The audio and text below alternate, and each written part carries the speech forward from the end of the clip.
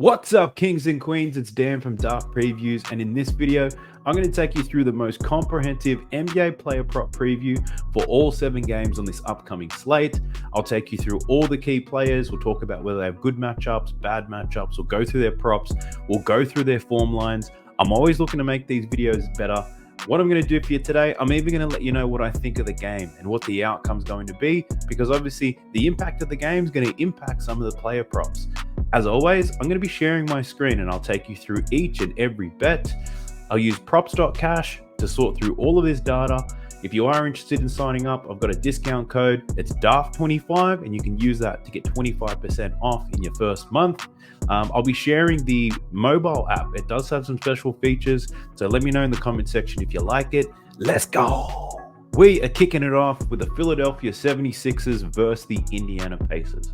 Now, game script. In my mind, I think the 76ers are rolling right now, but they could be looking one game ahead. They verse the Denver Nuggets up next after this game. The Pacers, they just lost in a close game against the Denver Nuggets, and I think they'll be up for this game, especially since they're at home. The 76ers most recently allowed 123 points to the San Antonio Spurs, and they're going to be up against the best defensive team in the league.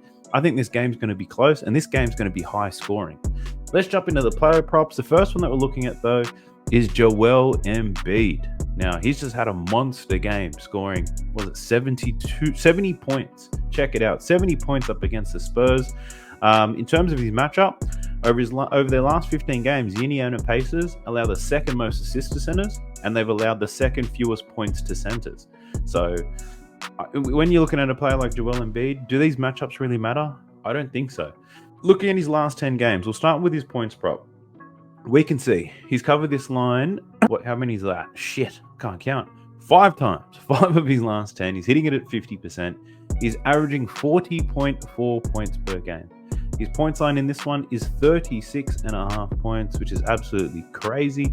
But looking at how he's matched up against the Philadelphia 76ers in the past, we could see he's hit this line at a 71% rate, covering in 5 of 7 games.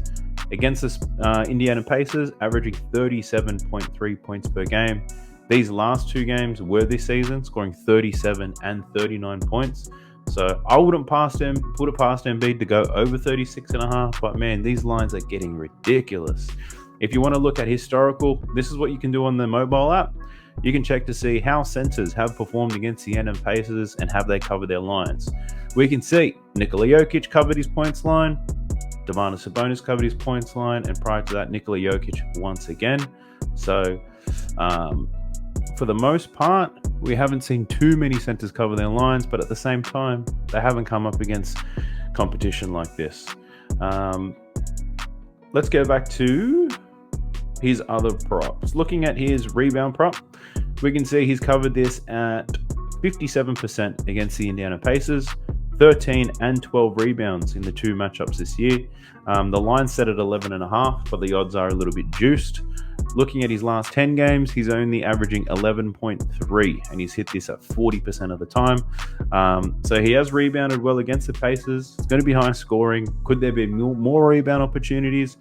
I think this line is about right, to be honest. So, and if Embiid truly is looking forward to the next game against the Nuggets, and the Pacers for some reason catch them off guard, these high lines aren't going to be favorable. I called out that over the last 15 games, the Pacers allowing the second most assists to centers. Having a look at Joel Embiid's assists, over his last 10, he's averaging 5.6 assists per game. He's hit this line at a 40% rate. Against the Indiana Pacers, he's covered in 3 of 7 games, but he has covered in his last 3. So he's 2 games against the Pacers this year, 7 and 6 points. So probably out of all of his lines, the assist line, I'm probably leaning towards. But look, his recent form, you're not racking up the assists because he's scoring so many points. But I do think their lines are just ridiculously high. Looking at his PRA, 54.5 is his line. He got 93 points, rebounds, and assists in his last game. Look, I'm not going to take any Joel Embiid bets. He's going so well, and I'd hate to back him and for it to lose because these lines are super high. But the next player might be interested in taking. So let's jump out of here. Let's have a look at Tyrese Maxey. So Tyrese Maxey, the Pacers allow the 6th fewest assists to point guards this season. Over their last 15, the Pacers have allowed the 6th fewest rebounds and the 2nd fewest assists to point guards. So in terms of his matchup, it's letting us know that assists are going to be difficult for Tyrese Maxey to get. So let's have a look at that first, and we'll jump through his other ones. His line for this game is at 7.5. He's hit this at 60% over his last 10 games. He's averaging 7.3 assists per game. Looking at his matchups against the Indiana Pacers, we can see, how much is that? That's 9 games, right?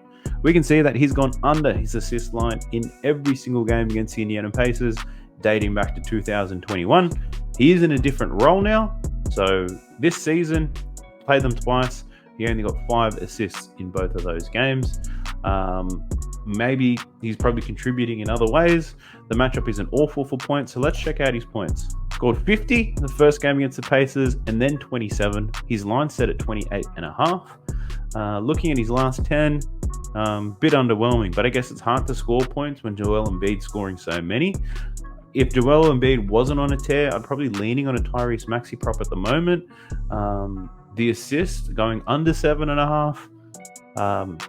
If you're going to base it off his recent form, probably won't hit. But given how he's played against the Pacers and how the Pacers have played everybody, probably going to be a bit difficult for him to cover. So at the moment, it's a lean on Tyrese Maxey to go under in assists. But this man, Joel Embiid, he's just cooking all the markets for everybody. The next player I want to talk through is Tobias Harris. So the Pacers allow the 2nd most points to small forwards this season and the 4th most rebounds. Over their last 15 games, they've allowed the 3rd most points to small forwards. So let's have a look at Tobias's points prop. We'll probably see some ridiculous bullshit because Joel Embiid's been on a tear. Over his last 10, he's covered this at 50%. He's averaging 19 points per game.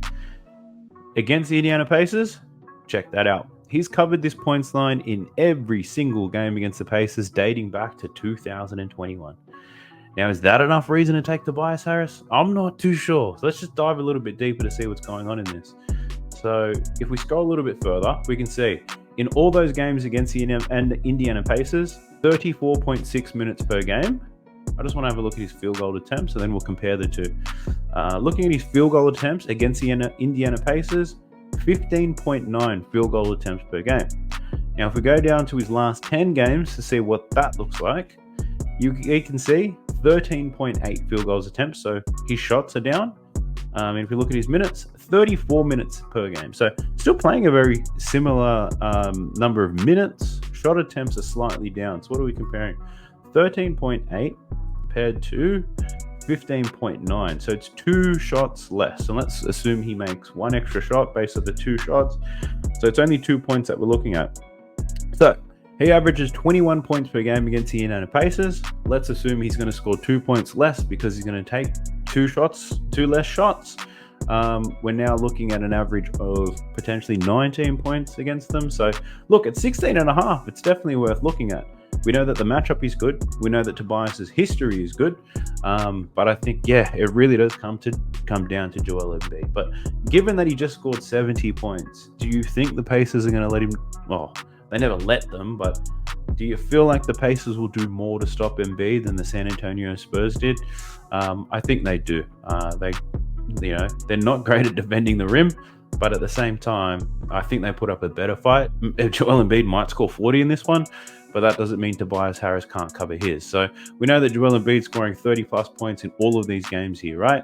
Tobias Harris is still chipping in and putting in his zone. So Tobias Harris overs, I don't mind it, but I really don't like betting on Tobias Harris in general. But look, definitely something I'll be considering, and I'll dive in a little bit later. Let's have a look at Miles Turner. So the 76ers allow the 6th fewest rebounds to centers this season. Over the last 15 games, the 76ers have allowed the 4th most points. So having a look at his points firstly, he's covered this line of 16.5 points in 4 of his last 10. He's averaging 15.2 points per game. If we have a look at how he's played against the Philadelphia 76ers, we can see he's covered that at a 67% rate, which is 4 out of 6, averaging 17.2 points per game. So Miles Turner's covered this line in 3 straight games against the 76ers. What's notable is the last 2 were both this season up against Joel Embiid. So he scored quite well against Embiid in the past. Let's have a look at his rebound numbers.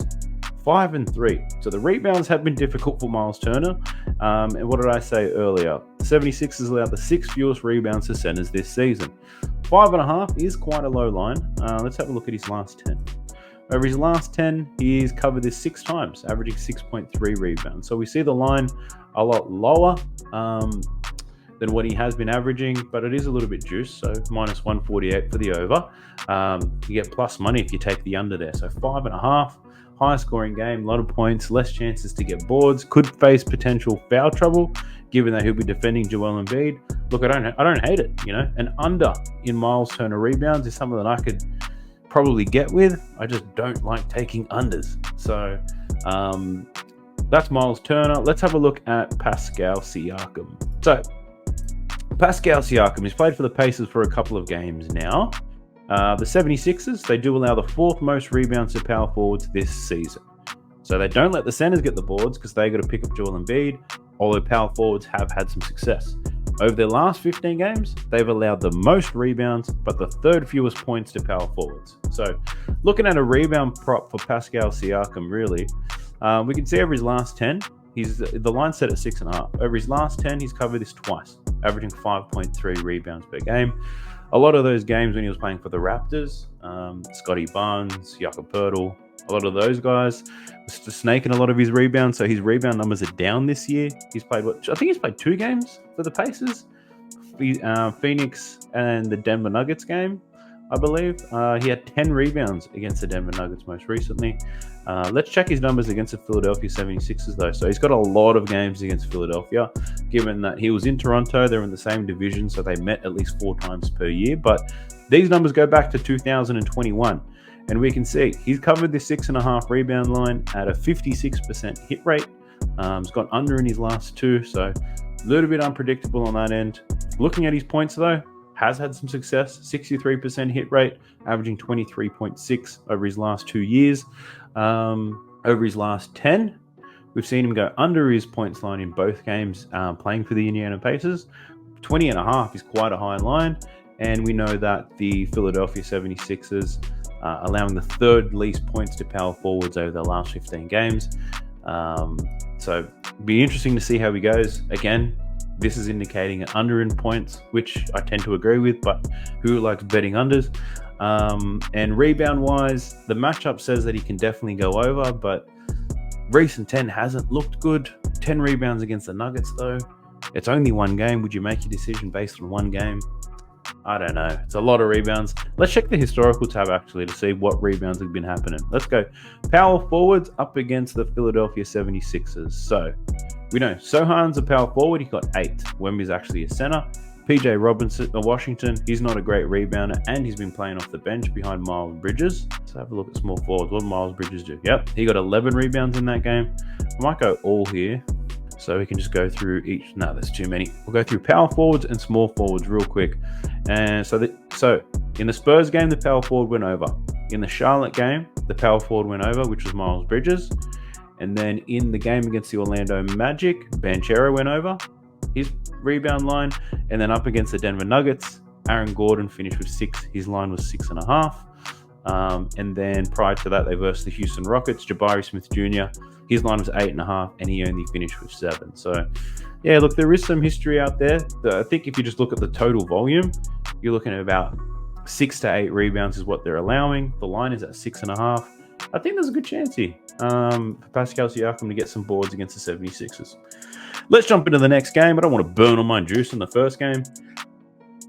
We're looking at the Utah Jazz versus the Washington Wizards. Now, Washington, they're on the 2nd game of a back-to-back. They've lost all of their back-to-back games this season, and they're losing by an average of 15 points per game. The Jazz should get an easy win here. I think Laurie and Sexton should have strong games. So if we do back the script there, it means some Washington players are going to get shit. They're going to be blown out. They'll probably play less minutes. There's a chance for the Jazz players to play less minutes, but they should be very productive in the time that they get. First player to talk to here is Chris Dunn, and we want to look at his assist prop. The Wizards allow the most assists to point guards over their last 15 games. On the season, they allow the most assists and the 3rd most rebounds to point guards. Now, Chris Dunn is their starting point guard, but he's not their chief playmaker on offense. We can see over his last 10, he's averaging 5.3 rebounds per game. But looking at his minutes, he's only playing 21 minutes per game. So he's not somebody that I want to look at. They do give up a lot of assists. So if you had to look at the roster for the Utah Jazz, you're probably thinking the assists are going to come from Colin Sexton or from Jordan Clarkson. But let's jump into Colin Sexton, because the Wizards also allow the third most rebounds and the most assists to shooting guards this season. They allow the most assists and the third most rebounds to them. Over their last 15, 6 most points and the most rebounds to shooting guards. So they're giving up just a shit ton of stats to the backcourt, really. Colin Sexton, probably he starts at the 2, plays a lot of time at the 1. Regardless, his possessions are going to be high. So his assist line in this one is 5.5. He's only covered this 3 of his last 10 games, averaging 5.4. Looking at his matchup, hasn't played too many games against the Wizards, and if he did, very different role. So I wouldn't factor in the matchup for someone like Colin Sexton in terms of how he's played against them in the past. Looking at historicals here, let's check out the assist numbers. Looking at point guards, there's a lot of green here, a lot of assists being given out. Looking at shooting guards, a lot of green as well. So if we look at, it's probably easier to look at the ones who went under: Malachi Branham, DiVincenzo, Alec Burks, DeJounte Murray, Bogdanovic. Looking at the point guards that went under: Reggie Jackson plays off the bench, Killian Hayes, very low usage rate. Trae Young still finished with 10 and went under. Nembhard plays off the bench, and SGA got close to his line. So I don't mind the assist line here for Colin Sexton. 5.5 has the best matchup you could possibly get if you wanted to get assists for Colin Sexton. But maybe taking him down to 4 for a ladder challenge, same game parlay, I'm not too sure. But let's have a look at his points. Everyone should be aware of how crazy he's been going on the points front. Over his last 10, averaging 23.4 points per game. He's only hit this line in 4 of 10. But in terms of actually covering his line, I believe he's covered his line in almost every single game. This line has finally moved up, 23.5. It's normally been a little bit lower than that. So he has been doing it very easily. So it's about time they lift it up. Having a look at his minutes and his field goal attempts. So he's playing 25.7 minutes per game over his last 10. Field goal attempts, averaging 15 shots per game. So he doesn't take a lot of shots, but he shoots a very high percentage. You can see it there. He shot pretty much over 50% in the majority of these games. I don't know what source he was on against the Houston Rockets, taking 27 shots, but he started to relax a bit, gone 9 for 12 against the New Orleans Pelicans. Up against the Wizards, who aren't going to show much resistance, I can see Colin Sexton getting some more points. Does he cover his line? I'm not too sure, and I'm not overly confident. There is a blowout risk, but I think he'll have a strong game nonetheless. The next player to talk through is Lauri Markkanen. So the Wizards allow the second most rebounds to power forwards this season, and over their last 15 games, they allow the 5th most rebounds to power forwards. We'll go through his rebounds and his points line, but let's start with his rebounds. The line set at 9.5. He's covered this in 50% of his last 10 games, averaging 9.5 rebounds. In his games against the Washington Wizards, we've got 5 since 2021. You can see that he hasn't rebounded well against them, but keeping in mind the last time he versed them was December 2022. He's a different player now, rebounding much better. The matchup is great. So can he get it done? Look, I'm not too sure. At the moment, looking through, 9.5 is a little bit steep. There is a blowout risk as well. Looking at historical numbers, let's check the power forwards and their rebound numbers. Aaron Gordon had 10. We actually have Wemby, Sadiq Bey, Obi Toppin. So the one thing that I noticed with this is that a lot of these players have pretty high rebound lines. Like to get Isaiah Stewart with a rebound line of 8.5. A lot of them are quite high. Jalen Johnson, 8.5. So a lot of players aren't covering their lines against the Washington Wizards purely because the line is so high. Lauri Markkanen's line is usually sitting at 8.5. He's averaging 8.7 rebounds per game this season. So they've bumped that up to 9.5. Does he get one extra rebound against the Wizards? He's got a good matchup, but once again, there is that blowout risk, right? So looking at his points though, over his last 10, he's averaging 23.9 points per game. He's hit this in 5 of his last 10 against the Wizards. Doesn't have a great scoring stretch either, but once again, different player this year. He does have a great matchup. Lauri can score his buckets. He can get rebounds for sure, but nothing is screaming out to me like, yes, he's going to smash this. But maybe this next player could give us something to look forward to. We want to look at John Collins. He starts at center these days. One of the smaller centers roaming the league, but let's have a look at John Collins. The Wizards, they allow the most points and rebounds to centers this season, and over their last 15, they allow the most rebounds. So looking at John Collins, he's hit his points line of 12.5 in 6 of his last 10, averaging 14 points per game. Against the Wizards, he's hit this at 43%. He did score 23 points against them in his last matchup. Nothing screaming out to me on the points front. That's his last 20. Let's take a look at his last 10. It does go up and down. Could be dependent on matchup. Could also be dependent on minutes. He's getting 23 minutes per game. Not good, but not bad either. Maybe there's something in the rebounds that give us some juice.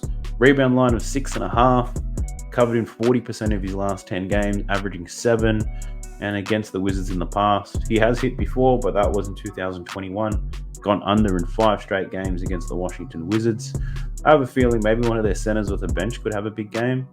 But looking at it historically against the Wizards, let's look at their centers. We've got a lot of centers covering their rebound lines. The ones that didn't, Jokic, half a rebound under. Zach Collins, limited minutes. Clint Capella, 2.5 rebounds under. But his bench player Okongwu went 3.5 rebounds over his line. Miles Turner ate him up. Chet Holmgren, he just sucks with rebounds. Isaiah Hartenstein got 19 boards. Jared Allen 12. So Jared Allen 19. So yeah, they're definitely getting monstered on the boards, the Washington Wizards. They do have Bagley now though, so he'd be someone to look at, just purely because his lines are low and he's rebounding like a beast. But I don't know if I'd take John Collins on rebounds just because of the matchup, because he's not the type of center that's been destroying them anyway. This guy is a power forward, just playing in the center position. Let's have a look into some Washington players. First one I want to look through is their starting point guard, Tyus Jones. So Tyus Jones, the Jazz allow the second most assists to point guards this season, but over their last 15, they're not averaging as many assists. They're actually allowing the 6th most points to point guards. So Tyus Jones, looking at his points numbers, capable of 20s, capable of 2. You don't know what you're going to get with Tyus Jones. He's hit this in 5 of his last 10. He's averaging 12.1 points per game. In his games against the Utah Jazz, we can see that he's hit this 3 times. He's gone scoreless twice. So looking at his minutes, those games he went scoreless, he played 11 and 13 minutes. The games where he's covered, he played more than 30 minutes. So the question is, over his last 10 games, is he playing more than 30 minutes? He's playing 30.4 to be exact. So based off these numbers here, you can assume he'll get close to 30 minutes. And in those games where he does play more than 30, against this team, he has been able to cover in the past. Looking at his assist numbers, not a bad graph here, consistently getting amongst it. The line's 6.5. He's averaging 8 assists a game in his last 10, and his line 6.5. A little bit juiced, minus 132. But against them, let's have a look at how he's gone against the Jazz in the past.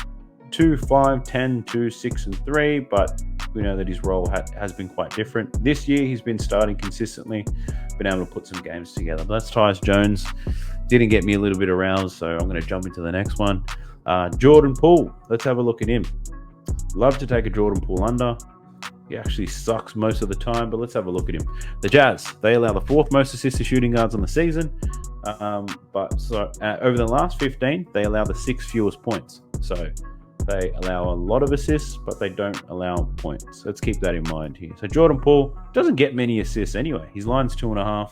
It's juiced, so I don't want to play that. 2.5 is a disgusting line to play unless you're definitely going to take the over, and I'm not going to take the over in Jordan Poole. You're kidding yourself. Looking at his points, though, he's averaging 15.1 points per game over his last 10. His line set at 15.5. His last 2 games have been atrocious, 4 and 7. We know against the Minnesota Timberwolves that was a difficult matchup for him, based off the matchup data that I go through. Going into this game against the Jazz, difficult one as well, based on their last 15 games, the Jazz defense. Looking at how he's played against the Jazz, though, look at that. My Lord. Covered this line at 86% against the Utah Jazz. He's covered this line in 6 straight games. All of those games were when he was with the Warriors. It's pretty crazy how his role at the Warriors was to come off the bench, bit of a spark plug off the bench. He played so much better now than he does I mean, then than he does now. He's in a starting role in a shit team where he can take all the shots that he wants. He's probably taking less shots, scoring a whole lot less. It's crazy. So for Jordan Poole, I'd just forget this form because he had similar form against the Minnesota Timberwolves. I remember it clearly. I said the Timberwolves allow the least points to shooting guards. We checked his form against the Timberwolves and he was smoking them when he was with the Golden State Warriors. So don't worry about the form that he's had in the past. This is the now, and right now, Jordan Poole is ass. So I wouldn't even think about these stats and just take the under blindly. That's what I'm thinking right now. But the next player is Denny Ardby I want to talk through. Now, Denny, he actually had a really good game against the Timberwolves. I think he scored 24 points. Yep, there it is. So on the season, the Utah Jazz allow the 7th most points and the 6th most assists to small forwards. Over the last 15 games, they allow the 3rd most assists to small forwards. So we'll check out his points and his assist prop and see where we go. So points wise, the line's 14.5. In his last 10 games, he's averaging 15.8. He's covered this line 7 times. It gets them. He's gone under in 3 straight games, but that was the last season. He's in a much bigger role this year, so I wouldn't really worry about that. So over his last 10, we can confidently say he is playing a lot better and he's scoring quite well. He's averaging close to 30 minutes per game. Looking at his assist prop, the line's set at 3.5. He's also covered that in 7 of his last 10, averaging 4.2 assists. Looking at them combined, points plus rebounds, we can see he's covered that in 6 of his last 10, averaging 22.7. The line for that is set at 20.5. But having a look here, if he covers his points prop, he covers his points and his assists. If he covers his assist prop, there's still a chance that he goes under on his points. So definitely points probably the best way to go. Or if you're only going to take assists, I wouldn't take them both. But definitely not hating what I'm seeing on the point side here, although they are on a back-to-back. So pretty interested to see how do they go. How does he go when he's on a rest? Checking to see if there's a rest button on this thing. I haven't used the mobile version of this too often. I'm usually stuck on the desktop one, so please forgive me if I'm stalling. But let's check this out. Instead, let's go if they lose by 10 plus. So we know that the Wizards, they've lost all of their back-to-back games, and they've lost all of those games by an average of 15 points. So if we filter the games where the Wizards have lost by 10 plus, and we filter Denny Ardby, we can see that he's covered this line in 4 of his last 10 games where they've lost by more than 10. Not the most juicy stat, but what can you do? Denny Ardby, his total points line, look, I don't hate it, but obviously the blowout is a risk. So yeah, I'm probably looking more at unders for this Washington team. Speaking of unders, man, I'd love to take unders on Kyle Kuzma. I just don't like him. He had a pretty good all-round game in his last one against the Wolves. Went under in his points line, but he did a lot of work on the boards. So the Utah Jazz in the season, they're allowing the 5th most points and assists to power forwards. In their last 15 games, they're allowing the 3rd most assists to power forwards. So we'll check all of his stats real quick. Points-wise, covering 4 of his last 10, averaging 17.9. Against the Utah Jazz, he's gone over his last 2. Those games were in 2022, though. Looking at his assists, man, stairway to heaven. Definitely trending up. The line's at 4.5. The only risk I see in this one is the blowout. We know that matchup-wise, they do give up some assists to power forwards, the 5th most assists to power forwards in the season. He hasn't done it against them in the past. He's done it 1 out of 3, but again, that was a long time ago. Just real recency bias. He seems to be racking up these assists, so I don't hate it. 4.5 assists for Kyle Kuzma. It doesn't look too bad. Lastly, let's look at his rebounds because he just had a massive rebound game of 14. The line set at 6.5. That's a bit too high for me. But, you know, if you wanted to take a Kuzma same game parlay, you can look at 6 rebounds because he's been hitting that really well. 6 rebounds. You might want to take him for 4 assists and see where that gets you. So that's not the worst play in the world.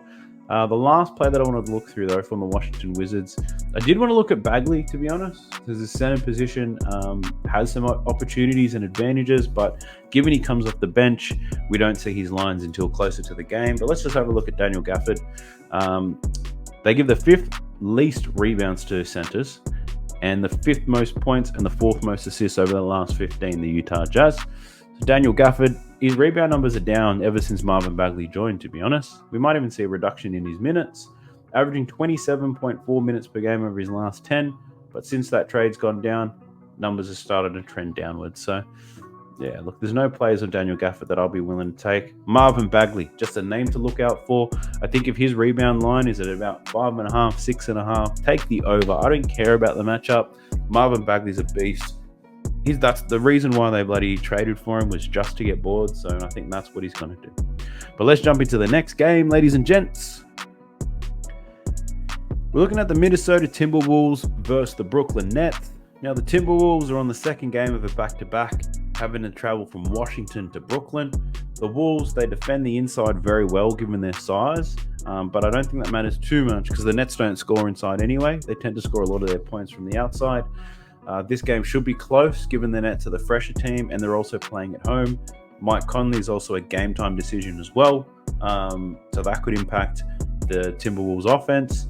I think the Nets can keep this game nice and close, but in terms of their matchups, if Conley does play, I guess I'll let you know that on the season, the Nets allow the third most points to point guards, and then over the last 15, they allow the second most points to point guards. So Conley points could be an option if he plays, but if he doesn't, just check to see who takes his spot.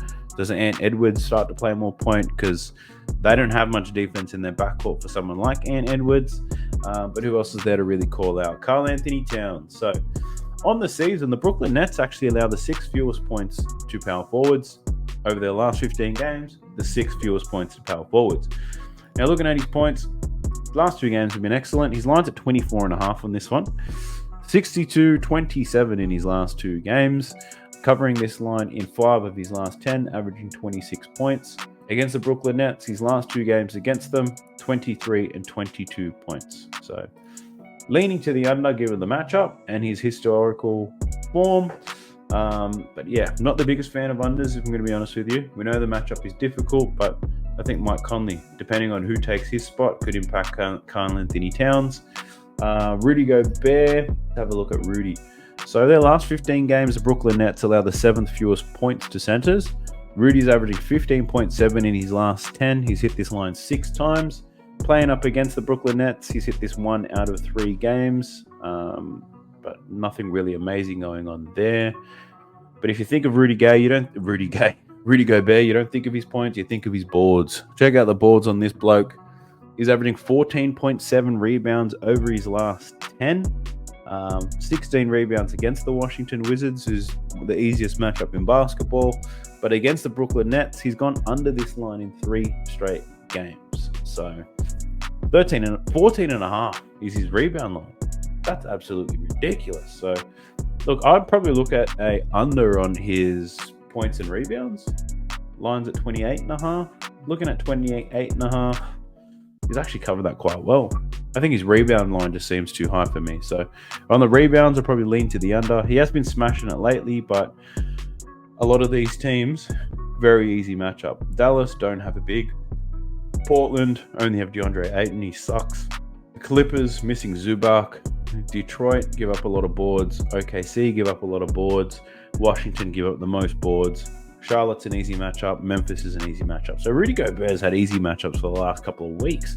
What a lucky bastard. Last one, let's look at Michael Bridges from the Brooklyn Nets. So over the last 15 games, the Minnesota Timberwolves allow the 2nd fewest points. On the season, they allow the 2nd fewest points and the 3rd fewest assists. That's all well, but Michael Bridges has been smoking teams lately. He's playing quite well. He's covered this in 5 of his last 10, averaging 23.9. The line's at 22.5. Up against the Timberwolves, look at that. He's hit this in 4 of 8 games, but he's covered this line in 4 straight games. As we know, he scores all his points from the perimeter and the mid-range. He doesn't go to the rim, and that's where the Minnesota Timberwolves defend the best. So there could be an advantage here for Michael Bridges. If he does pick up the Ant Edwards assignment, then he will have a slight height advantage. So those mid-range jumpers, he should be able to get those whenever he likes. I don't like betting on Michael Bridges unless I do take it under, but maybe his assist line could have something juicy in it. He's actually doing quite well there too. So looking at his last 5, he's been eating this line of 3.5 assists up. He's averaging 5 assists in those games. But in his head-to-head matchups against the Timberwolves, he's shown that he can do it. But yeah, it's rather inconsistent, requires a little bit of investigating. But yeah, based off his recent form says his points are real good. Oh, that's his recent form against the Wolves. His points have been pretty decent. His assists have been good too. I wonder what he's been doing on the rebound front. Yeah, it's not good nor bad, but points and assists. Difficult matchup against the Wolves, apparently, but recent form is great, and he's done it against them in the past. So I'll leave it up to you to decide whether you take him. Let's jump into the very next game. We're looking at the Boston Celtics versus the Miami Heat. Now, Miami, in the second game of a back-to-back, they're 1-3 against the spread in back-to-back situations. Miami doesn't have defense in their backcourt, and they allow teams to shoot a high percentage at the rim. So Boston should win. They should stretch the floor with Porzingis, and they should attack all the weak defenders from the Miami Heat. First player let's look through is Bam Adebayo. So obviously there's some game time decisions. So he's the only player that whose market's available for the Miami Heat at the moment. But let's have a look at this. On the season, the Boston Celtics allow the third fewest rebounds to centers. Over the last 15 games, they allow the 7th most points and the 5th most assists to centers. So we'll look through all three different props for Bam Adebayo today. Firstly, looking at his rebounds. The line is set at 10.5. He's hit this in 7 of his last 10, averaging 11.5 rebounds per game. Now, head-to-head matchups against the Boston Celtics, there's a whole lot of them because he's played this team many times in the last 2 years, but he's only covering this line at 23%. So he doesn't have a great rebounding history against the Boston Celtics. I feel like it'll be even more difficult to get rebounds with Porzingis on the floor, purely because he's going to pull Bam away from the rim. Last 10 looks good, but form against the Celtics is awful. Which one do you take? Do you take none? Probably the best advice I can give you. Don't bet it. Looking at his points, though, over his last 20 games, he's hit this at 60%. Over his last 10, he's hit this in 70% of games, averaging 20.5 points per game. As I said, the Celtics, over the last 15, allow the 7th most points to centers. So Bam's been getting it done. He only scored 15 against the Memphis Grizzlies, though, so that's a little bit of a worry. Looking at his assists, he's done a very good job there too, Bam Adebayo. The Celtics allow the 5th most assists to centers over the last 15 games. Against the Celtics, I wonder how he's gone on the assist front. We can see that he goes up and down like a yo-yo, so pretty hard to predict. It probably has some playoff games in there as well. If we filter by regular season only, it doesn't get any better for us. So 33%, 41% overall. I'm not feeling Bam, but he does have impressive lines. Maybe his the points prop is not too bad, I got to tell you. But I think he gets close. Who else have we got? Let's jump into the Boston Celtics players, though. Pick them up from 1 through 5. So we'll start with Drew Holiday. On the season, the Miami Heat allow the 6th fewest rebounds to point guards. Over the last 15, they allow the 6th fewest points. Now, over his last 10, he's hit this 6 times. He averages 14 points per game. Check this out, though. Form against the Miami Heat, Drew Holiday has covered this every single time, all the way back to 2021. If we just make it regular season only, you can see how many games is that. That's 8 games. He's covered this line in 8 consecutive games against the Miami Heat. One game earlier this season, I believe. I think it was late October. Scored 17 points. So, look, Drew Holiday, if you're a big believer in how teams play against certain teams, this will be right up your alley. Looking at his last 10, he's showing that he can do it. Denver's a tough matchup for point guards. The Rockets are a tough matchup for point guards. The Bucks are an easy matchup for point guards. The Pacers is a tough matchup. So, I don't hate it. 11.5 points for Drew Holiday. Just look at this graph. This graph is out of this world. I'm not going to count all these bars, but shit, that's a lot of games in a row where he's gone over his 11.5. Let's do a bit of filtering here. In those games, averaging 35.9 minutes per game. Looking at his field goal attempts, averaging 14.8. So he's shooting with a lot of volume, 14.8 field goals. If we look at his last 10 games, he's averaging 11.5. So that's 3 less shots. 3 less shots, 11 shots per game to score 11.5 points. Who's to say he can't do that? He just needs to make half of them. He just needs to shoot close to 50%, make a free throw or 2, hit a 3-pointer. Yeah, this seems too good. 3-point attempts, he's chucking them up. Some games he doesn't hit them at all, but he's taking some threes, that's for sure. Free throws, doesn't get to the line very often, so we're really probably banking on him making 1 or 2 3-pointers if he's going to hit this. Yeah, that's not too bad at all. 5 3-pointers here, 6 3-pointers there, 4 there, so it definitely can be done. I rate that. I don't mind at all. Let me know what you guys think. But Drew Holiday to score some points, I don't mind that. Let's look at Derek White. So Derek White and I have the same barber. From a distance, we look like the same person. He just happens to be what, 6'3", 6'4", and I'm 5'7". That's the only way you can tell us apart. But Derek White, looking at his points prop first, because on the season, the Miami Heat allow the 6th most points to shooting guards. He's covered this line in only 3 of his last 10, averaging 12.7. Line set at 14.5. He typically picks up his scoring when somebody's out. So it looks like the Celtics are pretty much at full strength. So I wouldn't look at his points line. Assist-wise, there's no real trends going on here. And rebound-wise, look, you could look at 3.5. But there's nothing that I see that makes you want to jump on Derek White. So we'll give him a pass. Let's have a look at Jaylen Brown. On the season, the Miami Heat allow the 3rd most assists to small forwards. On the last 15 games, they allow the 4th fewest rebounds. So looking at his rebounds, very inconsistent. How does he rebound against the Miami Heat though? He doesn't do too bad, but that's all regular season games. Rebounds well against the Miami Heat, although the Miami Heat at the moment aren't giving many rebounds up to his position. But yeah, he's highly inconsistent. Assist-wise, highly inconsistent. And points-wise, he's highly inconsistent. So Jaylen Brown, I'd probably bet on him if he had an excellent matchup. His only matchup I could advantage based off what I can see is on the assist front. But yeah, he's inconsistent as hell. So I'll give Jaylen Brown a pass. Let's have a look at Jason Tatum. So on the season, 5th fewest rebounds allowed to power forwards in Miami Heat. And on the last 15 games, 2nd fewest points allowed. So let's have a look here. Points-wise for Jason Tatum, he goes up and down quite often. They're a stacked team, averaging 26.9 points per game over his last 10, hitting this line at 50%. Averages 25 points against the Miami Heat. Looking at regular season games, he hits it less than half of the time. So there's nothing in that screams out to me. Nothing in his assists that scream out to me. Nothing in his boards. So unless Kristaps Porzingis gives me the juice, something exciting to see here. Looks like Drew Holiday might be the best prop to take.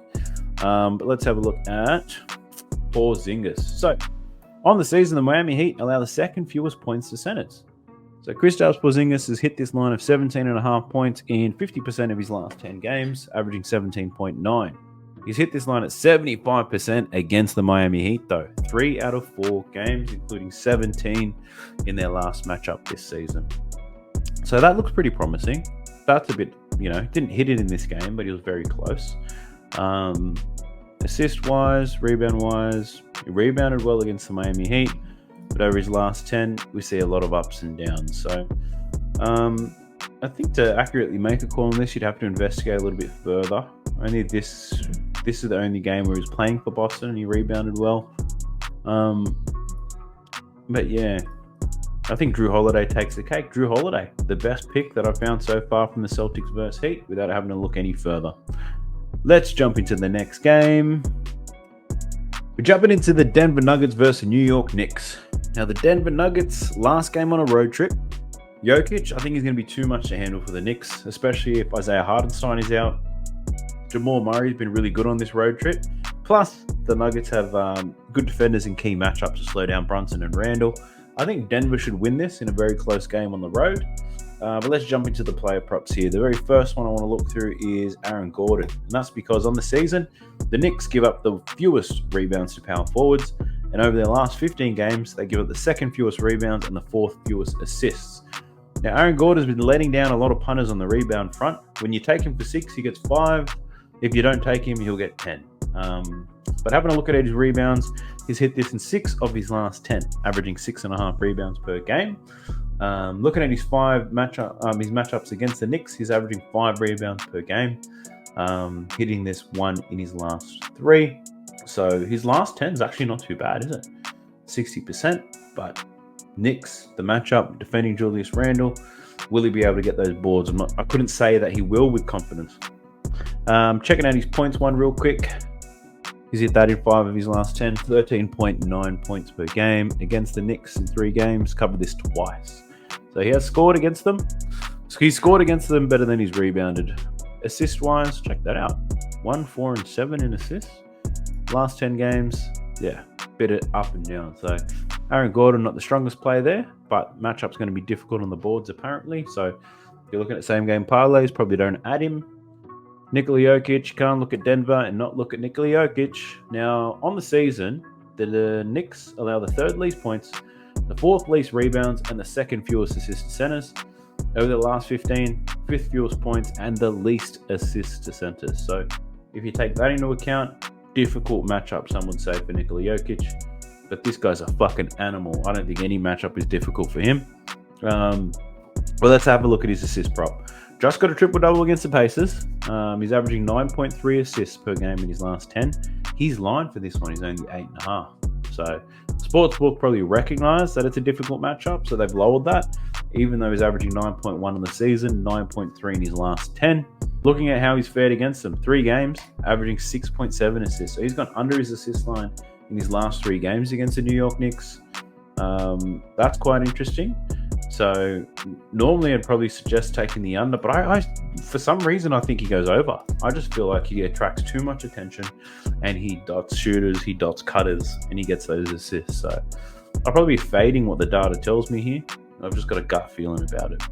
Looking at his points though, he's covered his line of 26.5 in 7 of his last 10, averaging 27.8 points per game. Against the Knicks, he's covered it only 1 of his last 3. So that's quite interesting. They are on, what is this? 1, 2, 3, 4. So they're on their 5th road game so far. So he's covered this line at 52% on the season. Be interested to see how he covers this line when he plays away. So I'm bloody blind as a bat, so I can't even say where the away toggle is. But one to check out. How does he play when he's on the road? So points wise, yeah, I just feel like he's going to have a big game. He's going to be a monster. But rebound wise, let's check his rebounds. So he's covered this rebound line in 5 straight games. In those games, he's averaging 13.6. In his last 10, he's only hit this at 50% though, 10.9. 3 games against the Knicks, 11, 11, and 10. But in those games, the Knicks would have had a decent starting center. If Isaiah Hartenstein is not there, they're going to get absolutely mauled on the board. So I think Jokic has a big game. His rebound line is set at 11.5. And you're getting pretty good odds of that, minus 104. I personally think just an over in his PRA. I think he can have a monster game here. Line set at 47.5. He's only hit that once in his last 3 against them. In his last 10, he's hit that three times. So, yeah, I'm liking his overs. I think Nikola Jokic has a big game here. But check the final comments, the pinned comments, and that's where you'll see my plays if you want to tail them, or just take this research. Do whatever the hell you want with it.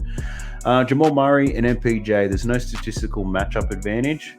But let's just quickly scour through their lines. Points-wise, MPJ's hit this in 6 of his last 10, averaging 15.5 points. Only averages 8 points against the Knicks, though. 5 and 11. So he's struggled in the past. Struggled against the Pacers. I didn't check. He was sick in that last game, and I bet on him. God damn it. Rebound-wise, let's have a look at that. Hasn't been rebounding very well, and he hasn't rebounded well against the Knicks in the past. Let's have a look at Jamal Murray real quick. He's been playing quite well on this road trip. He's averaging 24.6 points per game over his last 10. That's pretty much what the line is. Looking at his matchups against the Knicks, 21 and 25 points scored. Checking out his assists, he finished on 6 assists both games against the Knicks. His line set at 7.5. He's averaging 7.1 assists in his last 10 and 6.5 assists on the season. So, yeah, look, you're getting plus money for taking his over, but 7.5 is quite high. I don't feel like it'll be a very fast and high-scoring game. So I'm probably leaning to the under on his assists, to be honest. I don't mind him to go over in points. If he goes over in points, he's usually blasting it out. If he's going under, it means that somebody else has a better matchup. But having a look through it, Gordon doesn't have a good scoring matchup. The Joker doesn't have a good scoring matchup by data, but I think the Joker can score a lot of points. Michael Porter Jr. has been underwhelming. So I think this game's set up for a big game for Jokic and Murray, to be honest. I like Jokic, I like Murray, and I like Denver to win in a close one. But let's have a look at some of the Knicks players. Let's have a look at Jalen Brunson. Jalen Brunson, where you hiding, my boy? So, On the season, the Denver Nuggets allow the 7th fewest points to point guards. Over their last 15, they allow the 2nd fewest points to point guards. Now, looking at his recent form, in his last 10, he's covered this line in 28.5, 8 out of 10 games, averaging 29 points per game, which is pretty extraordinary. Looking at how he's played against the Denver Nuggets, though, he's gone under in 5 straight games. So, difficult matchup for Brunson based on just who he's playing. But over his last 10, his form has been absolutely excellent. If you wanted to look at his assists, he's actually been doing a lot of that too. He's covered his assist line in 6 of his last 10, averaging 8 per game. But up against the Denver Nuggets, he's gone under in every game. He's on the Knicks, I think, for these games here, but nevertheless, he still went under anyway. But Jalen Brunson, yeah, look, I don't like taking unders. His recent form's too good, but his form against the other team's shithouse. So I'd probably just avoid him, to be honest. Wouldn't be surprised to see him go either way. OG Anunoby, he's got a difficult matchup. On the season, the Nuggets allow the 6th least points and the 4th least rebounds to small forwards. And over their last 15, the least points, 6th fewest rebounds, and the 5th fewest assists. So looking at OG, over his last 10, 5 of 10 on the scoring front. Against Denver, he's had one good game against them, but struggled all the others. Rebound-wise, nothing screaming out to me. Assist-wise, doesn't do much of that in New York. Rebound-wise, he's been rebounding quite well, believe it or not, so that's not too bad.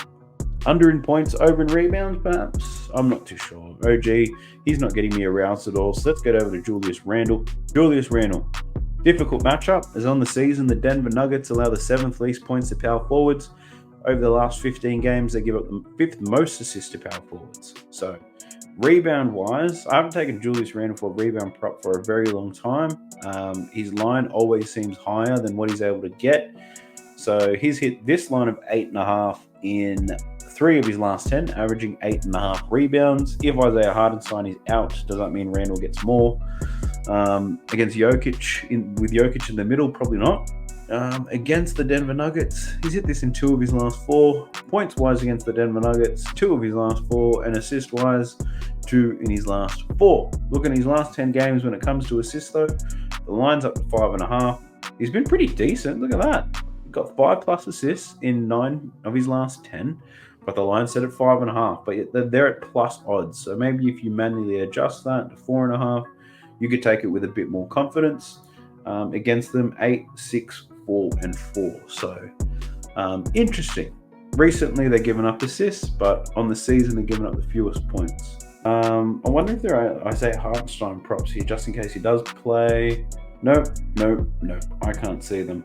All right, cool. So in that game, Nuggets to win. I think Jokic and Murray have a good game to some extent. I don't mind Jokic's assists, and I don't mind Murray scoring. Same game parlay idea if you want to follow the script. Nuggets win. I reckon, Nuggets win. Jokic 8 assists. Jamal Murray for 20 points. That should get you to plus money. Just thinking through that script in my mind. But I also have a horrendous record on same game multis. It's absolutely crazy. I think I hit value plays better than I hit same game multis. It doesn't make any sense, but that's the script that goes through my mind. It's up to you whether you tail. We've got 2 more games to get through. The next one is the Sacramento Kings versus the Golden State Warriors. Now I'm starting to lean back in my chair because I'm getting tired, so let me move this mic over a little bit. Now, the Kings, they've only won 2 of the last 8 games against the Golden State Warriors, but they've covered the spread quite well. De'Aaron Fox is actually struggling in the clutch this season. He was the clutch player of the year last year, and he's one of the worst players in the clutch this year. But Domantas Sabonis, he's a matchup nightmare down low. The Golden State Warriors are also on a second night of a back-to-back, so I think this game will be close, and I even think there's a chance that the Kings can pull out a win here. First player we're going to talk through, though, is Steph Curry.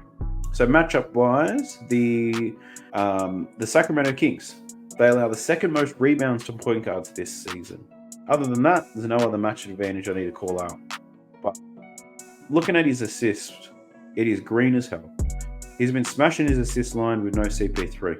His assist line has stayed at 5.5 in this game. He's covered that in 8 of his last 10. So already, my gut says take the over. That looks great.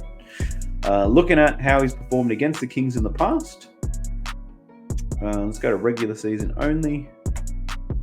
He's covered this line at 50%, averaging 5.4 assists per game. He's versed them 3 times already this season, I believe. Yep, 4, 3, and 6. But in those games, if we want to filter it with, let's find CP3.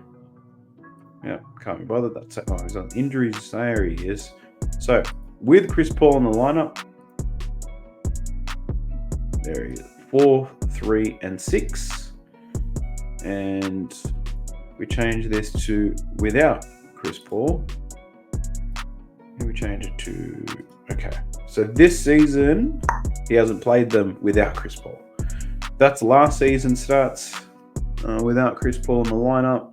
So if we really just look at his last 10, that will give us a good indication of how he's passing the ball. That's his last 10 games without Chris Paul, averaging 7.1 assists per game. Doesn't matter if Draymond's in there. Draymond ain't doing too much. So I do like Steph Curry's over in assists. I wish I took it today. It was a strong lean. Points-wise, he's gone under 2 of his last 10. He's averaging 24 points per game.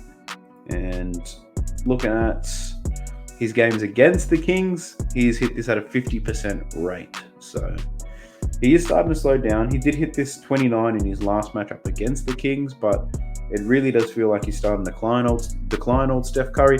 Plus, they're getting points from other places. You know, Kuminga's been scoring quite well, Klay Thompson as well.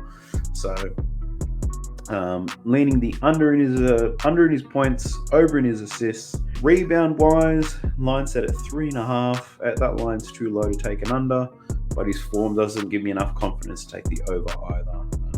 He has rebounded well against the Sacramento Kings, though. Check that out. He's covered that at 80%, 8 of his last 10 games against them.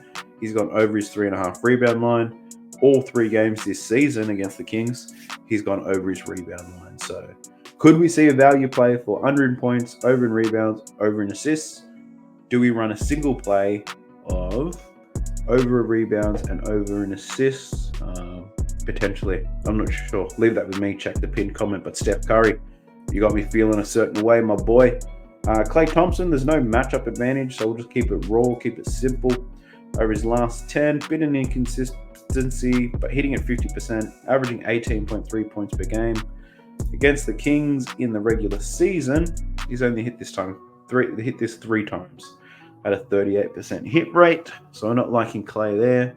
Who else is there? Andrew Wiggins is in the starting lineup now. Looking at his points in his last 10, he's only hit this at a 30% rate. But check that out. Against the Kings, my man's gone to work.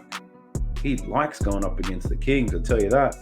88% hit rate, averaging 19.4 points per game. Looking at his minutes, he played 33.6 minutes he averages out in these games. So check out his last 10. How many minutes is he playing? 25.9. But over his last 4 games, playing close to 30 minutes per game. So Andrew Wiggins, that could be a good shout. Back to back, they do depend on probably younger legs, but I don't even know if Andrew Wiggins fits in that category anymore. I'm not too sure. I've got to think that one over Andrew Wiggins. There's no one else on the Warriors I'd really consider taking a bet on. But let's have a look at De'Aaron Fox, the former clutch player of the year, this year's worst player in the clutch. In point-wise, he's hit this in 2 of his last 10. He's only averaging 20 points per game. His line set at 27.5. Against the Golden State Warriors, he's hit this 38% of the time, but he did hit it in his last 2 games. But nothing on the points really screams out to me. 27.5 seems a little bit steep. Assist-wise, he hasn't been hitting that either. Against the Warriors, he averages 7.3 assists. So De'Aaron Fox has done a good job racking up the assists against them. But over his last 10, doesn't look great. Rebound-wise, that's inconsistent. Against the Warriors, he's rebounded quite well, to be honest. But, so something you could look at there. Rebounds and assists for Fox, under in points. That's quite interesting. But hasn't been too great. Harrison Barnes. I wouldn't normally talk about Harrison Barnes, but he's got a good matchup today, and he's done well recently. 32 points in his last game against the Hawks. He's averaging 10.9 points per game. His line set at 9.5. But against the Warriors, he hits this line at 67% of the time. And the Warriors allow the most points to small forwards over their last 15 games. So Harrison Barnes could absolutely blow up everybody else's bets by stealing all the points again. But just wanted to share that with you guys, something for you to consider. I know most people wouldn't bet on Harrison Barnes, but he's got a good matchup. His form's a bit patchy, but he just scored 30 plus points. Keegan Murray's one to look at. Great shooter at the power forward position. The only matchup advantage he has is on the assist front. On the season, the Warriors allowing the 4th most assists to power forwards. In the last 15, they're averaging the most assists to power forwards, but Keegan Murray doesn't get many assists from what I understand. Points-wise, there he is. 6 of his last 10, 18.8. Still quite young, so these career starts probably don't mean too much against the Warriors. Looking at his assists, where the matchup is, and some games he doesn't get an assist at all, so I wouldn't play his assists. And rebound-wise, he is inconsistent. So 6 of his last 10. It doesn't really have the dog in it to get those assists. Let's get into Sabonis. Sabonis is the main play you probably want to look at in this game. So he's got a great advantage up against the Golden State Warriors, who lack a true center. But looking at Sabonis here, points-wise, 21.5 in his last 10, averaging, he's hitting this at a 70% hit rate. Over his last 5, 18.2 points per game. Against the Warriors, only hitting this at 43%, but he has shown that he can hit 20, so that's a little bit difficult. Regular season games, he tends to go under. So, yeah, points-wise, I'm not feeling Domantas Sabonis right now, but assists and rebounds. Could he get another triple-double? That's what I'd be interested to find out. Firstly, with assists, on the season, the Warriors give up the most assists to centers. So, his line set at 8.5, which is high as fuck. He's hit this line in 6 of his last 10. Up against the Warriors, he did get 10 assists in his last game against them, but that's the only time he's had 10 plus assists in the regular season against them. It's actually his only time in the last 2 years. So check that out. So they give up a lot of assists this year to centers. Sabonis capable of a triple-double, could get it done here. Rebounds, got 8 rebounds against the Warriors in their last game. That's pretty crazy. But in his last 10, he's done 10 plus rebounds in every single game. Line set at 13.5. He's only hit this in 3 games of his last 10 and 33% on the year. So averaging 12.8 rebounds per game. So the line is quite high. I think they're assuming the matchup's going to be easy. I honestly wouldn't mind a triple-double play here for Sabonis. Why not? We know that the Warriors give up a lot of assists. We know Sabonis can get 10 rebounds 90% of the time. Points-wise, he'll easily get 10. So Sabonis triple-double is on my mind at the moment, but I'll leave it up to you guys to figure out if you want to taste of that. We've got one more game to go. We're talking about the Bulls versus the Lakers. So LeBron and AD, game time decisions, of course. The Bulls are in much better form, and this game should be close with or without LeBron. The Bulls do take care of the ball quite well, whereas the Lakers are prone to turnovers. I feel like this game will be slower paced in order to keep Vucevic and AD involved in the game. So the first player to look through here is Kobe White from the Chicago Bulls. So let me jump into Kobe White right here. And that only matchup thing I could find here was that on the season, the Lakers allow the 7th most rebounds to point guards. So looking at his rebounds, he's covered his line of 5.5 in 4 of his last 10 games against the Lakers. Got 7 rebounds against them twice, so that's quite interesting. Could get a big rebounding effort here from Kobe White. Points wise, in his last 10, 60%, averaging 22.9 points per game. Against the Lakers, it's gone under in every single one. And looking at his assists, 2 out of 5 against the Lakers, and in his last 10, he's hit this in 5 of 10 games. So interesting. Let's check out DeMar DeRozan. DeMar DeRozan, over the last 15 games, the Lakers give up the 7th. No, not the 7th. They give him the most assists to small forwards, believe it or not. So looking at his assists, covered in 4 of his last 10, averaging 5. But against the Lakers, covered this in 4 of his last 5 games against them. So DeMar DeRozan assists, could that be on the table? He's done it against the Lakers. It's a good matchup. The Lakers give up a lot of assists, small forwards. His form is inconsistent, but if he was getting 5.5 assists every single time, his line would probably be at 7.5, right? So don't mind that. DeMar to get some assists. Why not? I'm thinking about it. Nikola Vucevic. So On the season, the Lakers give up the 5th fewest points to centers. Over the last 15 games, the 7th fewest points to centers. So that could be difficult for him. He's hit this line in 5 of 10, averaging 17.9. Against the Lakers, he's hit this 50% of the time, averaging 16.3. Most recent matchup was this season. He only finished with 13 points. Checking his stat line, he had 13 points, 10 rebounds, and 2 assists against the Lakers earlier this year. Checking his rebound prop over the last 10, 12.5, seems like quite a high line. He's hit that at 40%. He's averaging 10.7 rebounds per game. So to get 12.5, it feels pretty high to me. Assist-wise, been passing the ball quite well, averaging 4.2 assists. His last 10, the line set at 3.5. But as we know, he's only hit this once against the Lakers. So not liking what I'm seeing from the Vucevic props too much. LeBron, I wonder if he plays, but I know that the Chicago Bulls give up a lot of rebounds to power forward. So let's just have a look. 7.5 would be his line if he played. Against the Bulls, he's averaging 9.8 rebounds. So yeah, rebounds definitely on against the Bulls for LeBron James. He loves those. Assists against them, that's a bit inconsistent. Points-wise, he always gets his. He's the king stat patter of the universe. Points-wise, if the line set at 25.5, he couldn't hit it. Yeah.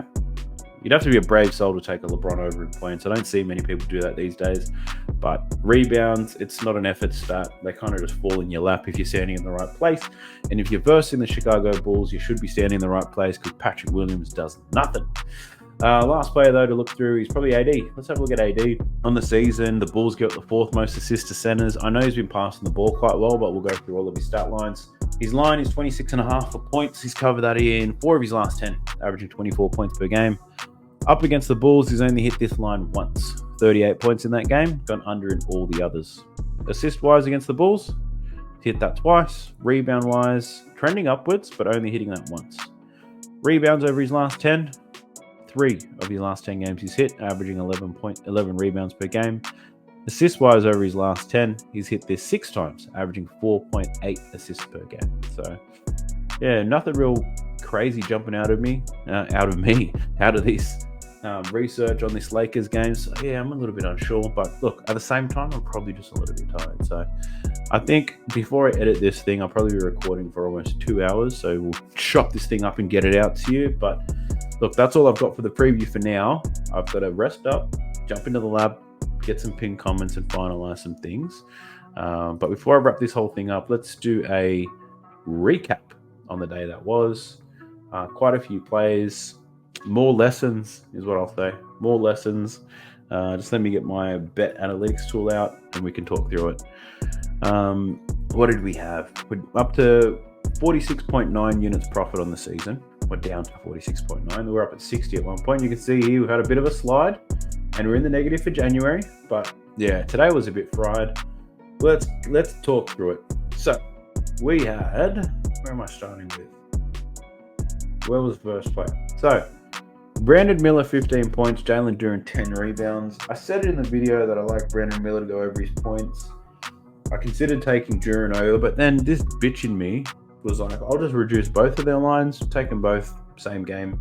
Of course, Brandon Miller crushes his line. Jalen Duren gets in foul trouble, and that loses. So, another example of shit same games from me. Took Dame under 11.5 assists and rebounds. That cashed really easy. I think he finished on 3 or 4. That was no sweat. Same thing. I liked Wemby over in points. Jalen Williams. I liked him for 15 to be honest, but I didn't like him to cover his line. So I don't know why I took that. Wemby cashed his points line, but Jalen Williams fell 2 points short. So that's another freaking loss. Jalen Johnson turned into LeBron James. So took his under in his PRA because every single game he's had without Trae Young, he's fallen under. Today, turned into LeBron James. Absolutely killed it. Points, rebounds, assists, over in every single one. So shit play from me. Took Wemby as a value play, over in points and 13 rebounds. He got his over in points and finished on 12 rebounds in a blowout. Didn't play the last 6 minutes. Tried a Landry Shamet ladder. He finished on 9 points, so we cashed the first level. That pretty much broke even on Landry Shamet. And then I played the Timberwolves -6 and the Warriors money line. So we cashed that one to lessen the blow. So in this next video, in this, by the time you see the pinned comments, I'm probably going to be a lot more selective. I'm not going to do a lot of these same game multis anymore because they're absolutely murdering me. And you can see it if I jump into the analyzer here. Just how shit first this calls out how shit I am at betting sometimes, because I already knew I was bad at some things, but I kept doing it anyway. So multis, that's pretty much if I just do like 2 head-to-heads, right? That's what that is, 4 unit profit. High value singles, that's where I take someone's single line and I stretch it out. Profitable in that one. Looking at player props, I'm bloody negative. It's unbelievable. 113 won, 101 lost. So negative. Single player values, so we're up 49 units just on those. So those are the ridiculous ones where I try to predict the stat line. Same game multis, look at that, 14 units down just on same game multis, and they're just the ones I've shared on my YouTube channel. That doesn't include the ones I've bet and I don't share. It doesn't include the ones I've done in my Discord. So I'm probably even further in that hole for same game multis, so they can go get stuffed. I was about to swear a lot more, but YouTube doesn't like that. So yeah, no more same game multis for me. And if I do, please check me on that. Remind me of how shit a play that is. But look, confident. We still got time. A couple more days in January to get January back in the green. That's the key goal. If you guys like this different version of props.cash, let me know. I can go back to the old one. Either way, I'm not too fussed. But if you did make it this far, I appreciate you. Like, sub, comment, all those good things. I'll see you guys in the next one. Sub to the channel cause your boy's getting busy. Coming to your line from the west side of Sydney. We've got the free picks and the juice on the daily. It's all free, you don't even have to pay me.